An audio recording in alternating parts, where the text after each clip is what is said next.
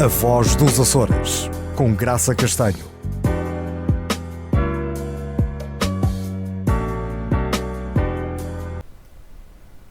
Porque o futuro é dos jovens, hoje temos connosco um jovem talentoso, inteligente, promissor. Trata-se de Alexandre Pacheco, natural da Freguesia da Maia. É investigador na área de controle de sistemas e já conta na sua curta existência com um percurso internacional invejável.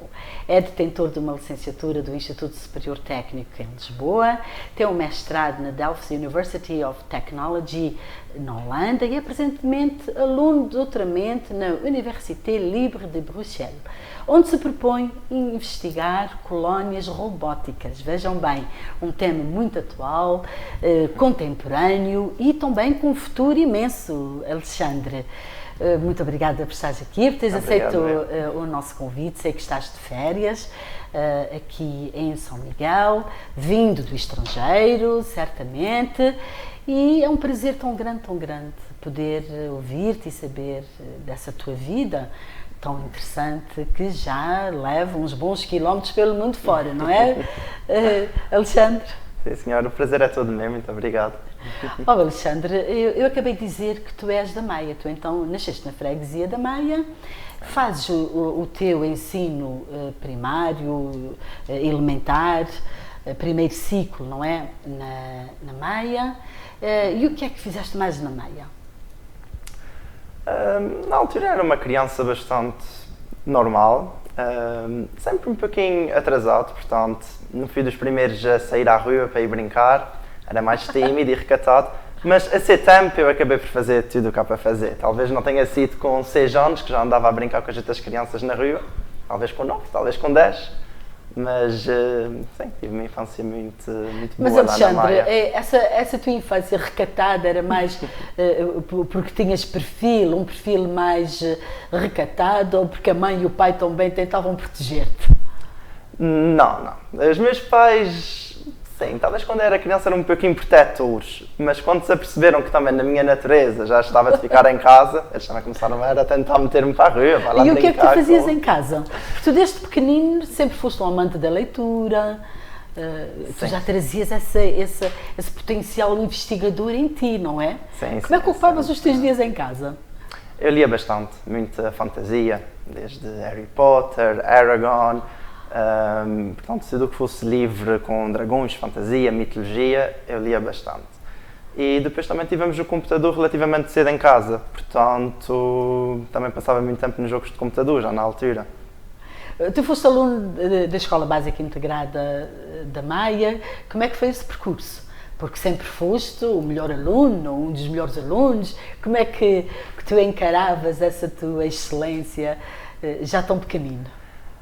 Não sei, por um lado até era bom, eu sentia que tinha muita facilidade em absorver as coisas que aprendíamos nas aulas, mas ao longo da minha vida, devagarinho isso acaba por se traduzir numa confiança que depois é preciso deixar de parte e começar a realmente batalhar naquilo que nós queremos trabalhar e começar a concentrar-nos em projetos e ambições que não vêm ao acaso, como talvez na escola, ainda no ensino básico, as coisas vinham mais naturalmente. Eu podia ser criança e mesmo assim manter as boas notas. E como é que foi essa ida para a Ribeira Grande e mais tarde para a Ponta da Algada? Foi uma grande mudança na tua vida ou tu sentiste que aquilo era só um passo de mudanças maiores e de um futuro maior para ti?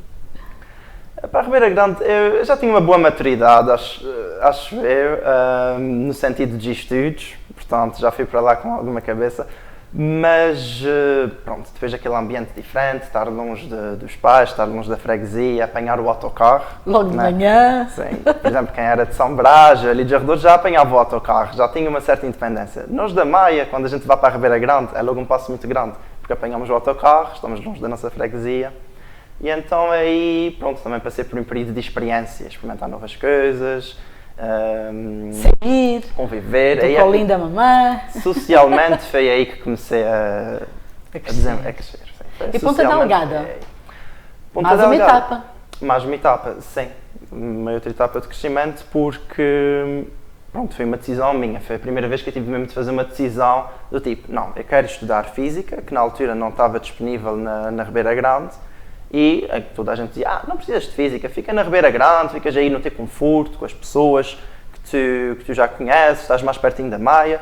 Eu disse, não, se eu quero ser engenheiro, eu quero ter Física no meu currículo, quero estudar Física, então eu vou para a Ponta Delgada. Portanto, foi a primeira vez que eu realmente... Ias e vinhas todos os dias? Ia. Isso aí tornou-se ainda mais difícil, não é? A distância ainda era maior. Era muito cansativo apanhar o autocarro, mas eu tirei a carta de condução cedo e depois houve ali um mês, 2 meses que estava tirando o curso na do Salvador, portanto ia de carro e voltava todos os dias de carro, parava para fazer o curso na Ribeira Grande e voltava. Tu também tens no teu currículo nadador Salvador. Sim, 6 anos. E exerceste essa função por algum tempo? 6 anos. 6 anos, aonde? Na Ribeira Grande? Na Ribeira Grande, sim. Sempre ali nos piscinas? bombeiros voluntários, nas piscinas, no Areal de Santa Bárbara, nos últimos anos mesmo na Praia da Maia, trabalhei umas vizinhas, Praia da Viola. Foram 6 anos nos bombeiros voluntários da Ribeira Grande. Então essa tua ligação ao mar é muito forte, não é? Muito forte, sim.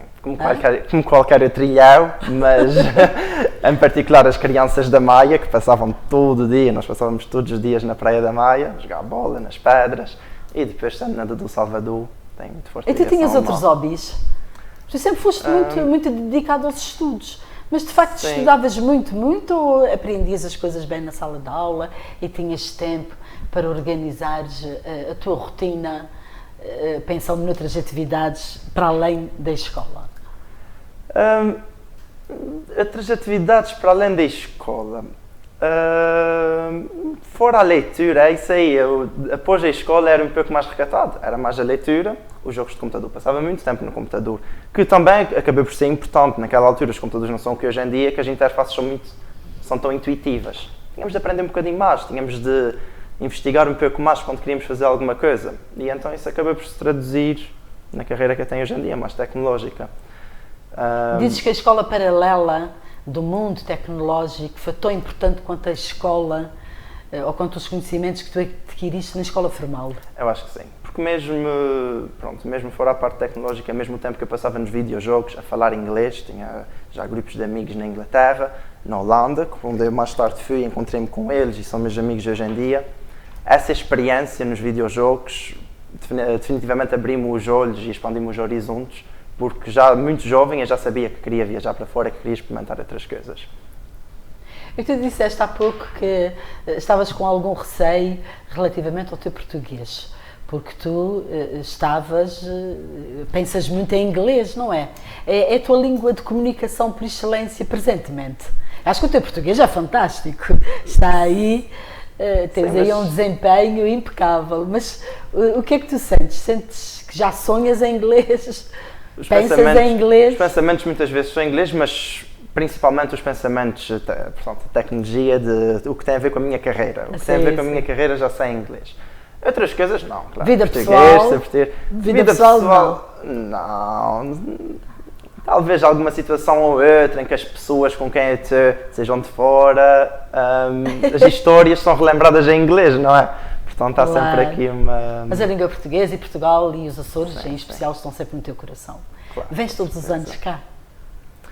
Todos os anos, sim. E planei continuar a vir sempre que tiver um tempo disponível. E quando chegas, sentes alguma emoção especial por esse reencontro com a família? A família também certamente vai visitar-te por onde tu andas, não é? Bom, Alexandre, hoje em dia tu não sentes esse peso da imigração. Como é que tu vês a tua situação? Já com essa possibilidade dos pais, do pai e da mãe, te irem visitar. Tens uma mana também, não é? Tenho uma irmã também, que também está estudando agora no técnico, em Lisboa, e também já me foi visitar lá na Holanda. Claro. Tenho muito orgulho de ver a minha irmãzinha. Mas sentes-te imigrante? Sentes essa lacuna, essa falta da família, dos Açores? Eu acho que hoje em dia é diferente. Triste? Hoje em dia é diferente, não é como os migrantes antigamente, que era uma decisão muito definitiva, de carácter muito definitivo, não havia a flexibilidade de regressar cá, de passar tempo com a família cá. Por vezes passavam-se anos, décadas até que pudessem voltar. Agora, e às vezes nem voltavam, nunca mais voltavam, pois. Não é? Eu, portanto, não me considero imigrante porque planei voltar sempre, todos os anos. Não fico num lugar tempo suficiente para absorver a cultura a cultura e mesmo a vida nesse local. Não tens criado raízes? Não tenho criado raízes, exatamente. Ando sempre de um lado para o outro, portanto, continuo a ser de São Miguel, Então, Michelense, não. Alexandre, tu vais para Lisboa, para o Instituto Sim, Superior Técnico, que é uma universidade muito exigente e das melhores do mundo, não é? Tem sido classificada nas melhores universidades do mundo.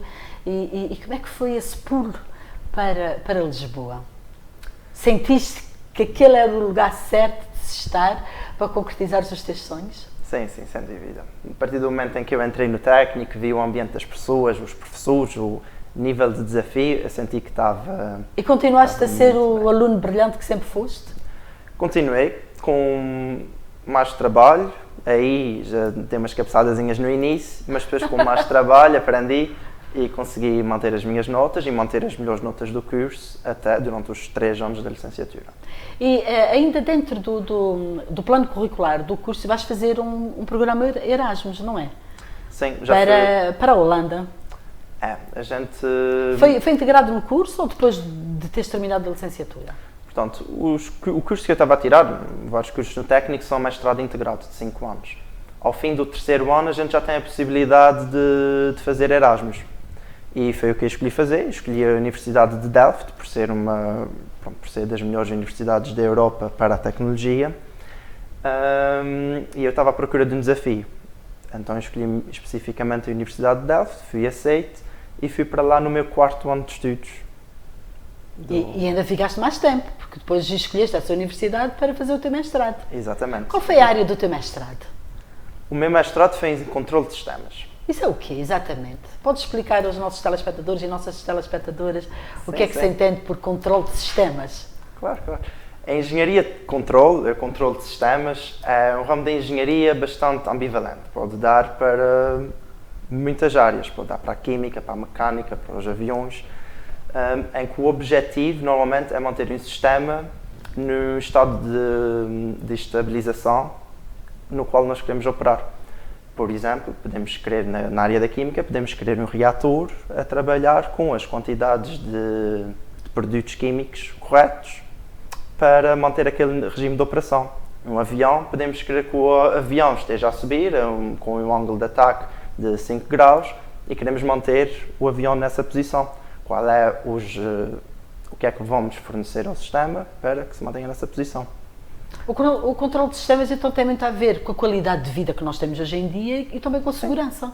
Sim, sim, sim. Às vezes são as coisas mais simples. Por exemplo, o próprio mecanismo, um exemplo clássico de um controle de sistemas é o mecanismo das sanitas em casa, em que quando a água chega a um certo nível, aquilo fecha a torneira e a água para de entrar. Nós estamos a controlar a entrada da água para manter a sanita na capacidade máxima do tanque. Esse exemplo, apesar de ser bastante corriqueiro, é muito exemplificativo, ilustrativo de tudo o que vai acontecendo ao mais alto nível na tecnologia. Porque quanto mais tecnologia vamos integrando na nossa vida, maiores são os desafios também, não é? E as subtilezas, e a adequação.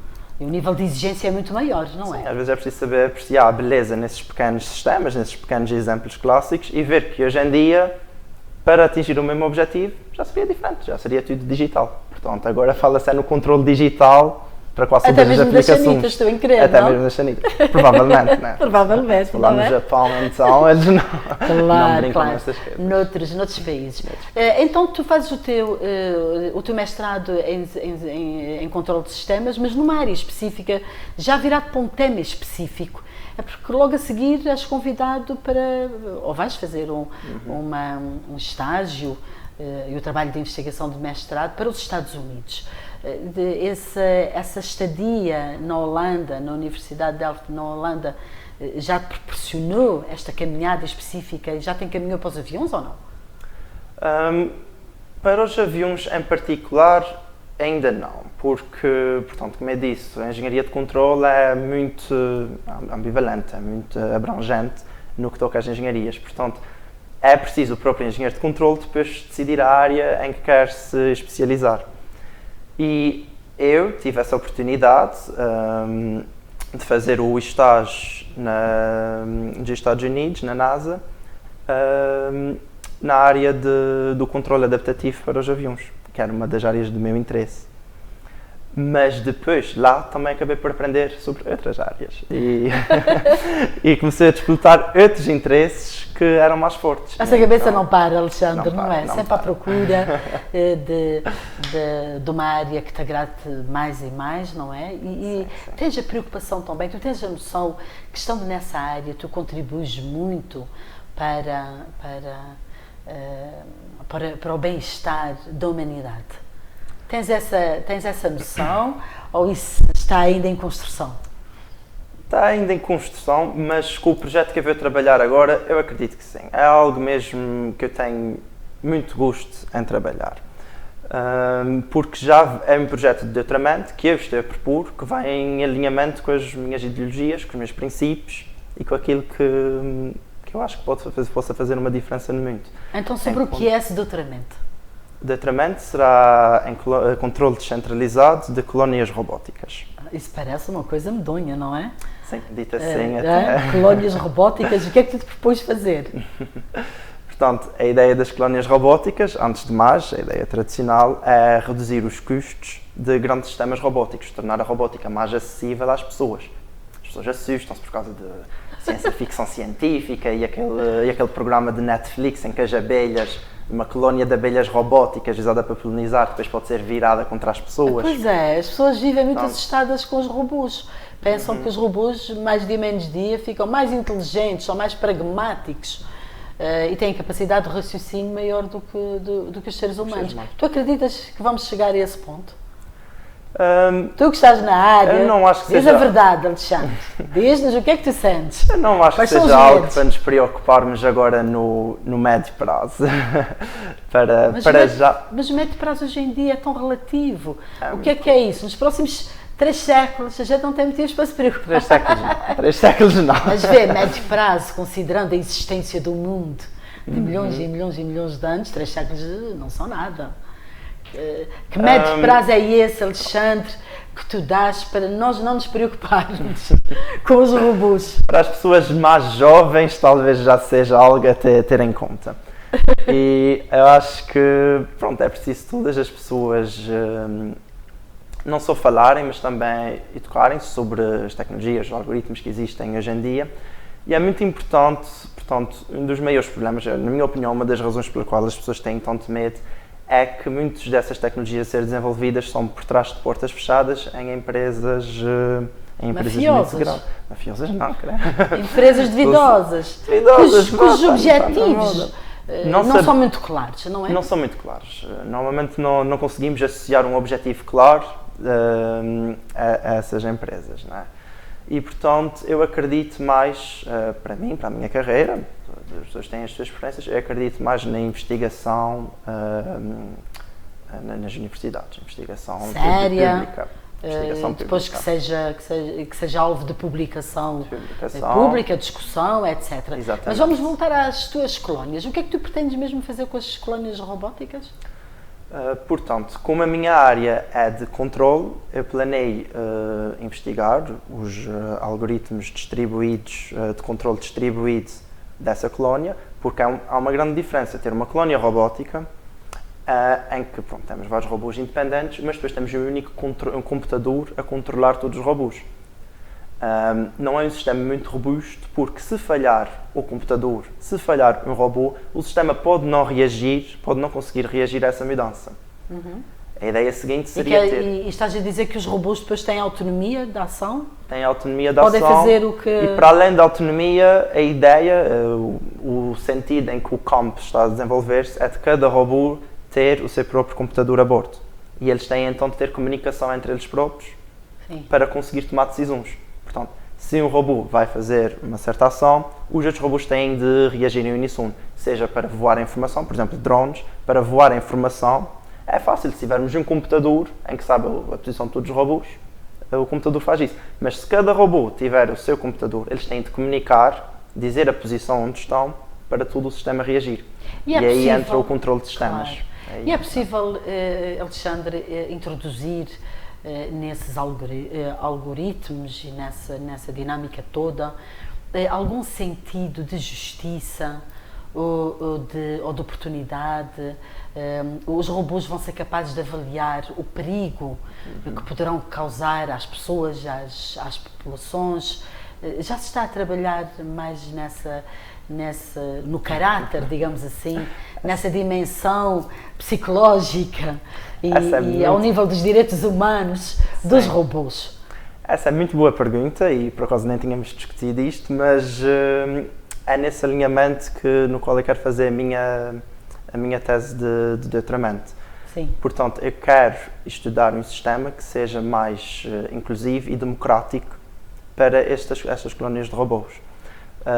Para não serem só, portanto, certas companhias que detêm a colónia de robôs a controlarem o sistema e que ditarem as leis para esse sistema, certo? Porque senão vai agir de acordo com o que beneficia mais a companhia, o instituto privado que os opera.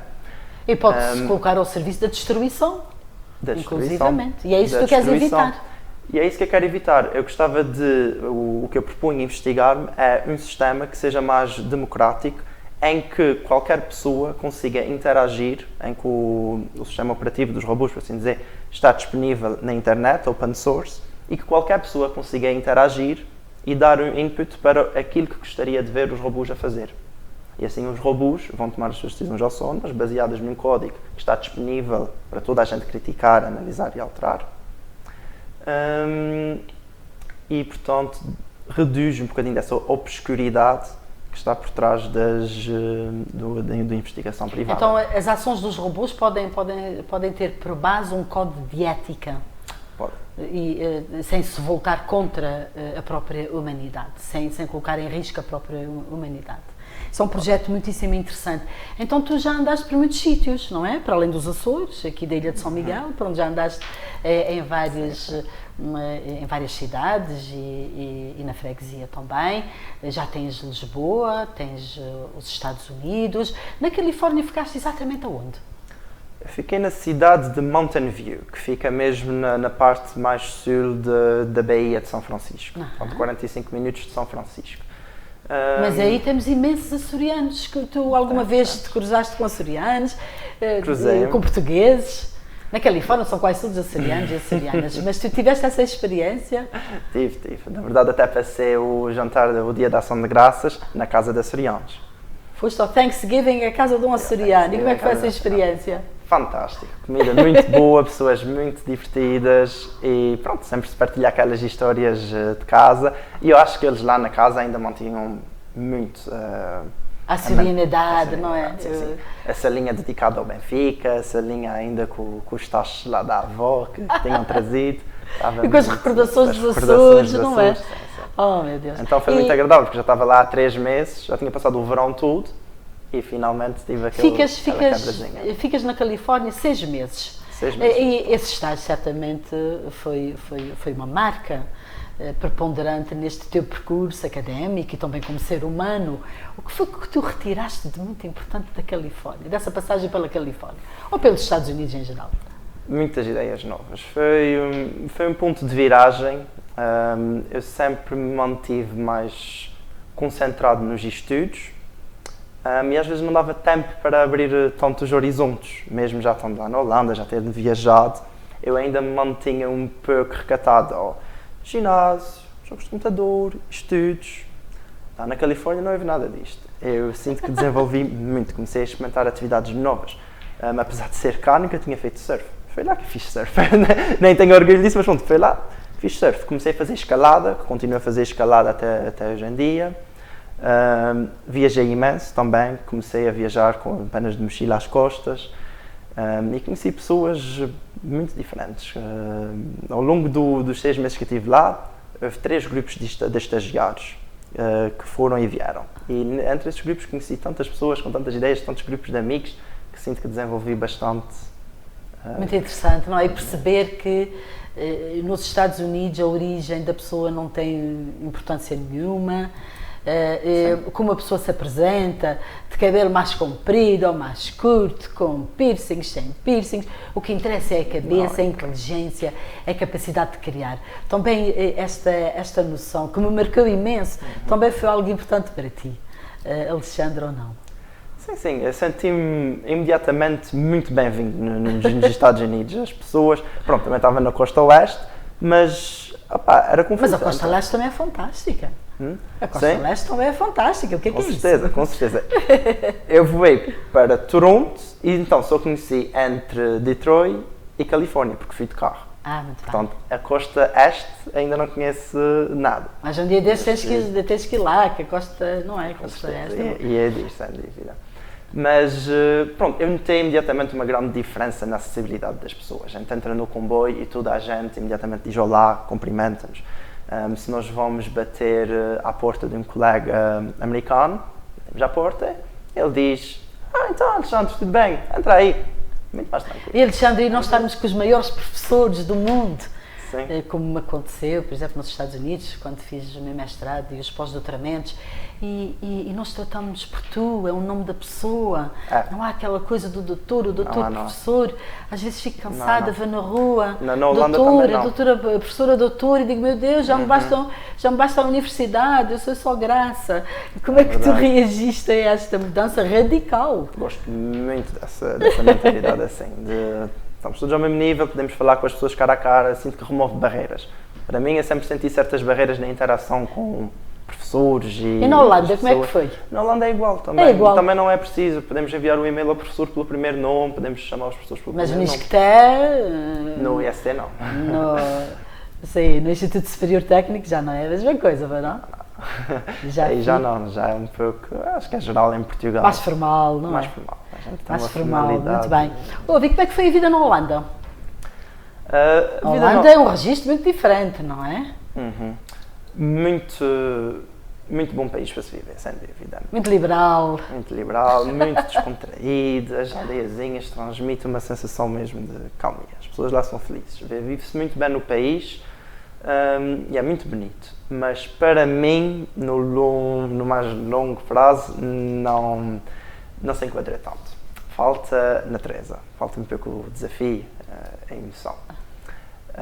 Porque, pronto, como sabe, o país é muito plano, não tem nenhuma colina nem nada, estamos abaixo do nível do mar e, apesar da vida ser muito boa, tem um padrão muito elevado, eu senti um pouco a falta do desafio. E foi por isso que escolheste Bruxelas? Agora para este doutoramento ou não? É assim, Ou existiram outros motivos mais académicos? Académico. O desafio foi mais académico, não foi? Para ir para Bruxelas? Eu tenho uma ideia muito clara do que eu quero fazer no meu projeto, é algo diferente, ainda não há muitas pessoas a investigar isto e em Bruxelas, desde 2016 já estão a trabalhar exatamente neste projeto, nesse tema, portanto, era mesmo o sítio para eu ir. Quais são as tuas expectativas relativamente a Bruxelas? Vai estar ali no meio da União Europeia, isso também te entusiasma? Entusiasma-me ver, portanto, não sou muito pessoa de cidade, mas eu gosto sempre de experimentar coisas novas e nunca vivi numa cidade tão grande como mesmo a universidade é mesmo no centro de Bruxelas. Pois é, a Universidade Livre de Bruxelas está mesmo ali no centro histórico, basicamente. Exatamente, não é? está no centro histórico. Portanto, e mesmo na altura que eu estava em Lisboa, a movimentação em Lisboa não era nem de perto tão semelhante como se vê hoje em dia, com o turismo e a atividade que estava em desenvolvimento em Lisboa. Há 3 anos, ou 4 quando eu estava lá, nem era tanto. Então vai ser uma experiência diferente, estar mesmo a viver no centro da cidade. Mas eu sou uma pessoa mais de natureza. Eu sei que a longo prazo eu vou precisar de me refugiar um pouco mais e mesmo durante essa tese de doutoramento eu vou precisar de fazer umas certas pausas. Já tenho algumas outras universidades onde planei fazer visitas de investigação e planei sempre vir cá aos Açores tirar umas pausazinhas na natureza. Para poderes pôr a cabeça em ordem, não é, Alexandre? Isso vai ser também sempre do doutoramento preciso. é muito exigente, não é? Só quem fez doutoramento é que sabe. A pressão que é. Estás planeando fazer em quantos anos? Terminar em quantos anos o doutoramento? O doutoramento são 4 anos. E passados esses 4 anos, daqui a 5 anos, onde é que tu gostarias de estar? Qual é o teu grande projeto de vida? O teu maior sonho? Sou mais de ir vivendo a vida, passo a passo, ainda não estou pensando para daqui a 5 anos. Não? Não. Eu sinto que há aí motivações profundas, um sonho para concretizar. Como é que o teu pai e a tua mãe e o resto da família, e também a freguesia da Maia, vai vivendo esse teu percurso gigantesco que tanto nos orgulha? Ficas vaidoso ou nem por isso? Não sei muito ficar vaidoso, mas eu sinto que eles têm orgulho e que apoiam-me sempre. Mas, e olha, não é só o orgulho da família, é da freguesia toda, de São Miguel, dos Açores, de Portugal, e nós temos a certeza que tu vais fazer um percurso brilhante, vais continuar esse percurso brilhante que sempre te caracterizou. E, Alexandre, o nosso tempo já se esgotou, meia hora já passou, queres dirigir algumas palavrinhas aos jovens, algum conselho especial para quem quiser ter um percurso diferenciado, concretizar os seus sonhos? O que é que tu poderás dizer aos nossos jovens de Portugal, das nossas comunidades? Para não se deixarem limitar por expectativas que às vezes são impostas, que têm de ir para a universidade, têm de ir para aquela universidade e têm de ir para esta carreira porque agora está em saída. Nunca conseguimos prever o que vai vir mais adiante. E portanto eu já me apercebi disso, eu mudei muito ao longo do meu percurso. E não vale a pena planear daqui a 5 anos, porque entretanto no ano seguinte já mudaram de mentalidade, já estão a investigar novos interesses, novas áreas, novas culturas e o percurso vai mudando. Portanto, escolher uma carreira, um curso em que gostem e pronto, dedicar-se a ele, mas sem escolher algo por planeamento para o fim do curso. Alexandre, tu és um jovem feliz com todas essas tuas opções? Sim, sou feliz. Fui aprendendo ao longo do tempo e vou-me tornando mais feliz. Cada vez mais feliz, não é?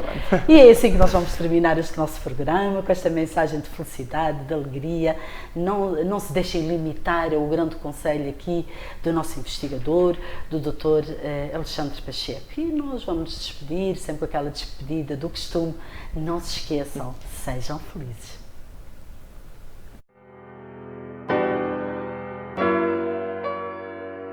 A Voz dos Açores, com Graça Castanho.